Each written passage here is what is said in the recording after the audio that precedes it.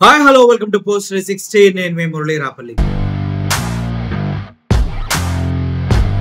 వైజాగ్ లో జరిగినటువంటి mayor elections అవిశ్వాస తీర్మానంలో కూటమి ప్రభుత్వమే నెగ్గిందంటూ వార్తలు వస్తూ ఉన్నాయి. అయితే ఎలా నెగ్గింది, నెగ్గడానికి గల కారణాలు ఏంటనే విషయాన్ని మనం క్షుణ్ణంగా పరిశీలించినట్లయితే same to same Tirupati senior repeat. తిరుపతిలో మేయర్ ఎలక్షన్స్ అప్పుడు ఎలా అయితే దౌర్జన్యాలు దాడులు చేసి ఇళ్లకెళ్లి బెదిరించి భయపెట్టి కార్పొరేటర్ల మొత్తాన్ని కంట్రోల్లో తీసుకొని వాళ్ళ కిడ్నాప్ చేసి వేరే దగ్గర తీసుకెళ్లి మమ్మల్ని ఎవరు కిడ్నాప్ చేయలేదని మాటలు మాట్లాడించి మళ్ళీ బయటకు వచ్చిన తర్వాత అన్నా క్షమించని కాళ్ళ మీద పడి మాకు జరిగింది ఇదే అని చెప్పుకున్న కార్పొరేటర్ల సంగతి మనం మర్చిపోకముందే వైజాగ్ లో కూడా సేమ్ టు సేమ్ రిపీట్ అవుతుంది విశాఖపట్నంలో. ఇప్పుడు మళ్ళీ ఆ మేయర్ అవిశ్వాస తీర్మానం పెట్టిన తర్వాత ఎవరైతే వైఎస్ఆర్సీపీ కార్పొరేటర్స్ ఉన్నారో వాళ్ళందరినీ కూడా అర్ధరాత్రి ఇళ్ళకెళ్ళి భయపెట్టి బెదిరించి వేస్తే టీడీపీకి ఓటు వేయాలి, లేదంటే మూసుకొని ఇంట్లోనే కూర్చోవాలి అంటూ అవిశ్వాస తీర్మానం రాకుండా వాళ్ళని బంధించి నిర్బంధించి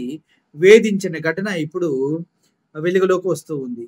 గెలిచారని సంకల్ కొట్టుకోవడం ఒక పక్కన అయితే ఎలా గెలిచారన్నది కూడా ఇంపార్టెంటే. నైతిక విలువలను దిగజార్చుకొని వారిని తక్కువ చేసుకొని మేము గెలవని భయంలోకి వెళ్ళి ఎదుటి వాడిని కంట్రోల్ చేయడం కోసం రాత్రికి రాత్రి వాళ్ళ కొంపల దగ్గరికి వెళ్ళి కాపలా కాస్తూ కుక్కల్లాగా వాళ్ళ చుట్టూ తిరుగుతూ భయపెడుతూ చేతకాని ఎదవల్లాగా వాళ్ళ చేసిన దారుణాన్ని శశికళ ఒక కార్పొరేటర్ చెప్తున్నారు, మీరు వినండి. బాగోదని చెప్పేసి చేస్తా ఉన్నారు. ఇది అంతవరకు సమంజసమని నేను అడుగుతా ఉన్నాను. రాజకీయం అంటే వ్యాపారం అనుకుంటున్నారా, ఏమనుకుంటున్నారా? నేను పార్టీలో పనిచేసి సీట్ ఇస్తే కష్టపడి గెలిచాను, అదే పార్టీలో కంటిన్యూ అవ్వాలనుకున్నాను. నాకు జగన్మోహన్ రెడ్డి గారు 50% రిజర్వేషన్ ద్వారా నాకు అవకాశం ఇచ్చారు.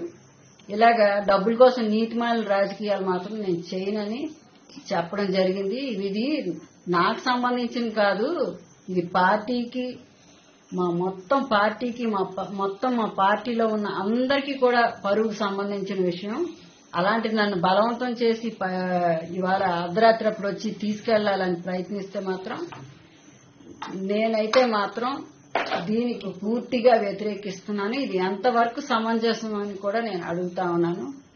నాకు ఇలాంటి చేస్తా ఉన్న ఈ అపోజిషన్ వాళ్ళు నీతిమాలిన రాజకీయాలు చేస్తా ఉన్నారు. మాలాంటి ఎప్పుడు కూడా పార్టీకి వినయ విధేయతలతో నేను కట్టుబడే ఉంటానని నేను తెలియజేస్తా ఉన్నాను. ఇది నాకు సంబంధించిన విషయం కాదు. నా ఒక్కడి వల్ల ఇవాళ నా వైఎస్ఆర్ కాంగ్రెస్ పార్టీ మాకు ఇవాళ అవకాశం ఇచ్చి కార్పొరేటర్గా చేసిన పరువుకు సంబంధించిన విషయం. నేను నా బాధ్యతల్ని అన్నింటినీ కూడా ఇవాళ పక్కన పెట్టి పార్టీకే పనిచేస్తానని, నాకు ఇలాంటి నీచమైన రాజకీయాలు మాత్రం చేయొద్దని మాత్రం నేను తెలియజేస్తా ఉన్నాను. ఇలాగ నైట్ టైం పోలీసులు వచ్చి ఒక అడ్వకేట్ ని నన్ను ఇచ్చేస్తా ఉంటే నేను వెంటనే ఇచ్చేశాను. అసలు ఎవరికి అంత ధైర్యం వచ్చింది ఇవాళ నన్ను అడగడానికనని? అలా కనిపిస్తున్నావా? నేనైతే మాత్రం లీగల్ గా తర్వాత యాక్షన్ తీసుకున్నానంటే ఆ పార్టీకి ఎవరైతే నా కోసం ఇవాళ పక్క పార్టీలో చేర్చి ఏదో రకరకాలుగా మమ్మల్ని ఇబ్బంది పెడుతున్న వాళ్ళకి తగిన గుణపాఠం మాత్రం చేయాలని నేను తప్పకుండా డెసిషన్ తీసుకుంటాను. నేను మాత్రం ఈ విషయాన్ని తీవ్రంగా ఖండిస్తా ఉన్నాను. ఇది నా పార్టీకి సంబంధించిన, పరువుకు సంబంధించిన విషయం. నేను ఇలా పనికిమాల వీటిల్లో మాత్రం నేను పార్టిసిపేట్ చేయను. ఎవరైనా ఆడపిల్లలు దళితులు అంటే వాళ్ళకి అంత అగౌరవం చేయటం అది చాలా మంచిది కాదు. కొద్దిగా రాజకీయం అన్నాక మర్యాదలు విలువలు ఉంటాయి, మాకు కూడా అవి చాలా అవసరం. నేనైతే మాత్రం ఇలాంటి విషయాలు నేను మాత్రం ఖండిస్తా ఉన్నాను. నాకైతే మాత్రం అన్యాయం జరుగుతూ ఉంది. తప్పకుండా నా పార్టీ, నా అందరూ కూడా నాకు సపోర్ట్ గా ఉండి తప్పకుండా నాకు సపోర్ట్ చేయాలి. విన్నారు కదా, పక్క పార్టీలోకి రావాలని బెదిరింపులతో పాటు జగన్మోహన్ రెడ్డికి ఓటు వేయొద్దు, మా పార్టీలకే ఓటు వేయాలి, అలాగైతేనే బయటకు రావాలని లాయర్ గా ఉన్న ఆవిడనే అర్ధరాత్రి వెళ్లి రూమ్ లోకి వెళ్లి వాళ్ళ ఇంటి చుట్టూ పహార కాసి లోపలికి చాలా మంది దూరి బెదిరించిన వైనాన్ని మనం చూస్తే ఛీ, ఎంత దిక్కుమాలిన పనికి మాలిన చేత కాని రాజకీయాలు చేసేవాళ్ళు రాజకీయ నాయకులు. అచ్చే వీళ్ళ గూండాలు కదా అనిపిస్తుంది కదా.